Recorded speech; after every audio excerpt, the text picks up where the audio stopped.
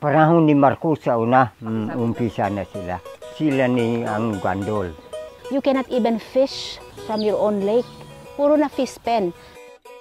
Yung tubig po hanggang dito po sa bahay namin. Puno na yon. Yun yung bumangga na bakit pumasok dito yung tubig sa akin. Sabi ko, itong truso na to, ito yung dahilan. Sa likod ng bundok na yan, dyan ang kapos na open pit mining ng coal. Itong palayan na ito, dito makukontaminate yan. The whole river system ay tinawag natin na Altayan Taplan River System. Lahat yan galing dito yan sa sa lugar, sa bundok kung saan nandyan ang watershed. Yun ang miminahin. Pero in the end, when you are on the spot, you have to exercise your sound judgment. And that is what I did. National government or the DNR says that this is ultra vires. Ultra vires means beyond the authority.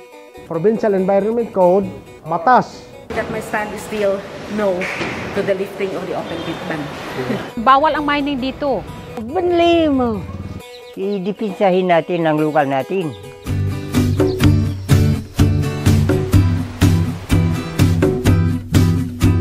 Salak di kalbong, tubet blaan di banul. Itlitag usampo yung gamu.